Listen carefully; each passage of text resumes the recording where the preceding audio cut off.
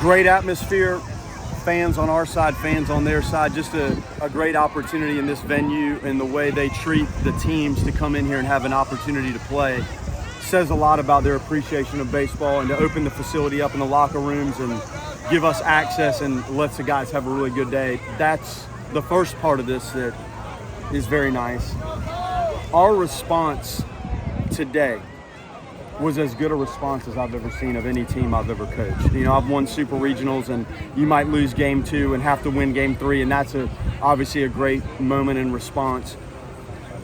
That response of those guys in the dugout that went through just an agonizing 3-game series and an 8-hour bus ride home to jump back on the bus, to roll in here the way we felt, I cannot say enough about their response and delivery of great performance today.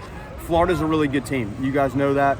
We have a good team. This is a midweek grinder, and I could not be more pleased with the response, top to bottom. Everyone that was involved in the game, the guys that were not involved in the game, to involve themselves in helping this and preparing. It's as good a response as I've ever seen from a baseball team. Just what does that say about the team in the long term for this season, and the way that I know they've done it before earlier this season, responding, just for them to do that again in that way, what does it say about them? Well, they've responded in moments that you assess as a coach that may not be as obvious to everybody else as a game like this. Like, I see them answer when a team scores. I see them respond defensively with some really good moments at key times. I've seen responses, but the pitch-by-pitch dissection of this game and how they approach every pitch of this game, that stands out a lot. And we talked about it before we got on the bus. Like, you have to be able to perform in this environment. If there was not one person in this stadium watching the game, you have to be able to answer and respond and deliver a performance regardless of the circumstances or the team that you're playing. And they executed that today as well as you could ask, like top to bottom, first pitch to last. I'm just so proud of the way they answered today. John on Saturday just didn't look like himself, and then to come back out here today and do what he did in that moment, just what does it say about him? Well, Micah, we had to regroup some of these guys, and Micah talked a lot to the guys yesterday, and like, what did we do well and what did we not? And when you're at your best, what are you doing? And when he's at his best, he's banging his breaking pitches in there. He's got his feel for his change, and he moves the fastball around.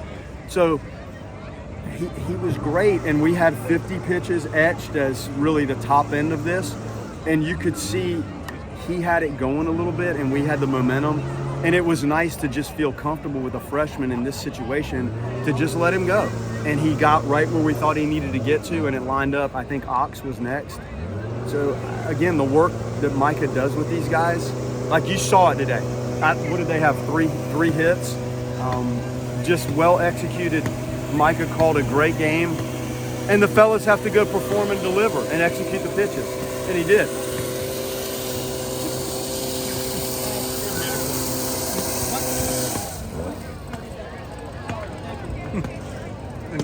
Coach, Daniel Cantu had 5 RBIs tonight. He's a local guy playing out here. What does he mean to your team in this program? Well, he's an experienced, savvy player, and the swing stood out. As much as the swings, to me, the 2 plays he made at first base where he came off the base, grabbed it, tagged the runner, 2 plays in a row, I think. And then to end the game on the pop-up in this win, it was a great play. And he's a huge part of this, and he does things at first base that blend in and don't stand out maybe to the casual person half paying attention to the game, but he's very smart, and he works really hard. For him to come into this and have this experience and performance and help us answer the way he did, I was so happy. He was the one that got to break it down after the game. I'm really proud and just happy for him more than anything else. How big of a tone set was that his 3 went up in the first and back up? Well, you feel the momentum is hanging there. If you don't have a good at-bat and deliver something there, it really feels like they came out of it having scored.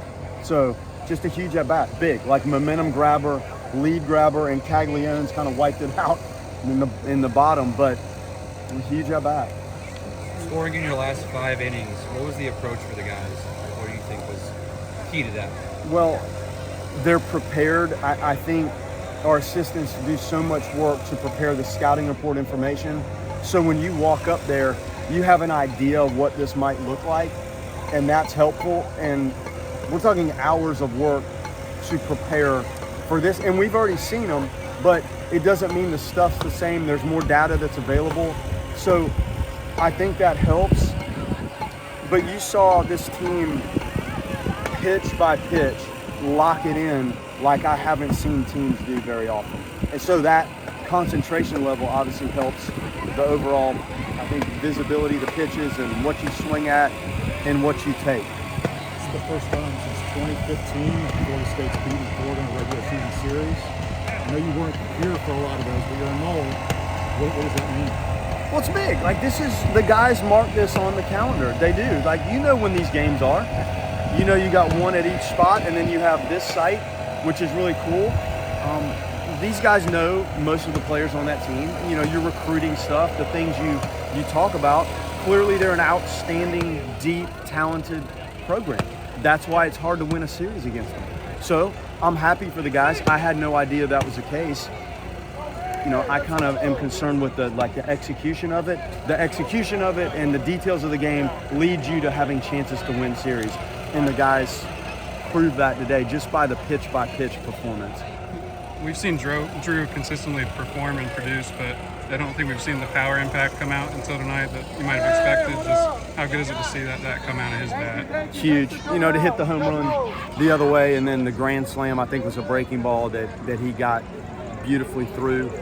He's talented, and he, like the other guys, he works very hard, like tireless worker on his game. And that kind of earns you like these opportunities when you put in the time and you're confident about what you're doing when you walk up there. And he's talented, and he's delivering, and he works at it. And Joe, I think he picked up his first career win tonight, and he's just someone that hasn't been able to get on the mound because of health the last 3 years. Just since you've been here, how have you seen him try to work back to get on the mound, and how good is it just to see him consistently healthy? I saw him fight through a lot, and you see flashes of that really good breaking ball, and it just hasn't made it out there consistently enough to learn, you know, the capabilities or the role.